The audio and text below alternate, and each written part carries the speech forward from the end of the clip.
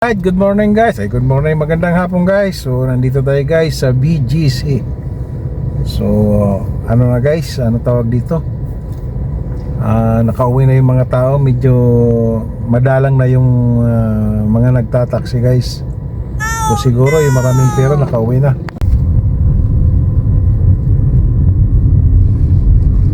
So, dito tayo guys sa St. Luke's Global.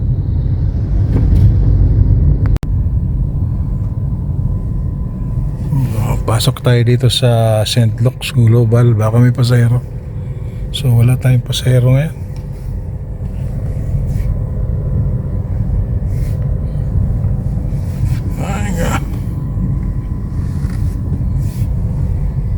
So dito tayo guys sa St. Luke's Global.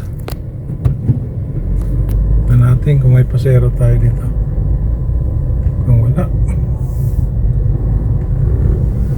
wala, putang ina. Wala yata.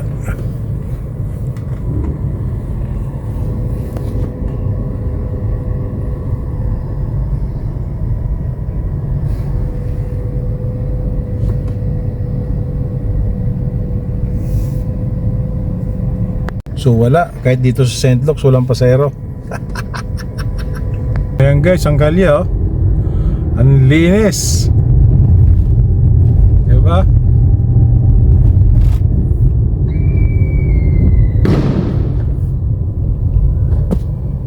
Kumusta guys ang Christmas natin? Merry Christmas mo sa inyo lahat. At sana maging maganda ang another years natin guys. So yan ang ano natin, yung pagbabago ng buhay natin.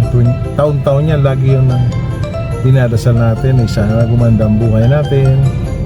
So ako hindi ko na in-expect yung guy. Tama na sa akin yung simple lang.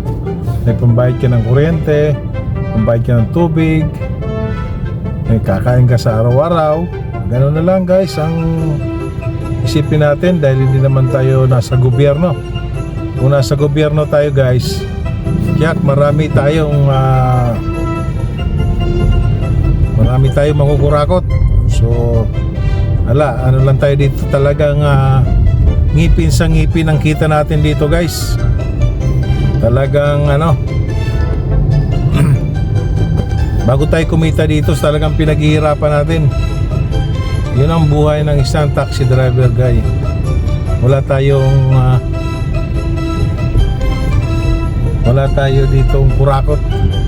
Pero lang, mayroon din mga nagtitip na driver, mga pasahero, medyo magalante.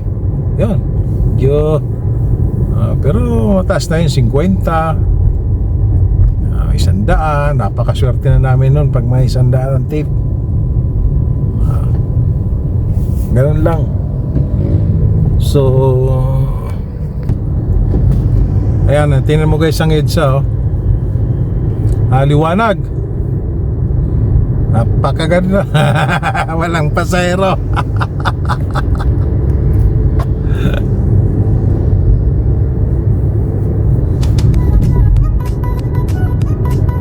Walang pasahero.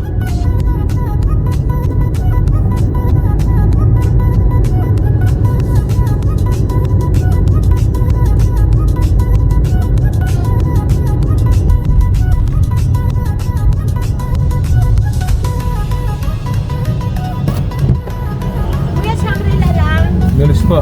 Thank you. Siyempre na lang kuya. Siya sinanay, saan siya?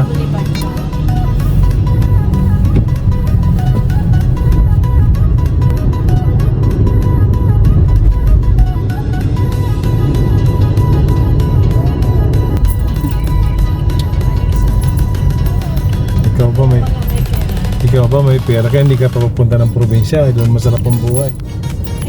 Masarap ang bakasyon. Masarap ang bakasyon. Eh wala kang pera, dito ka lang. Kaya, anong nangyari?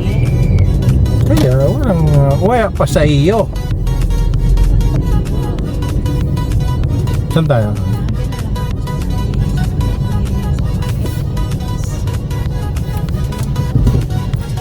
Sasakay na sa'yo dyan.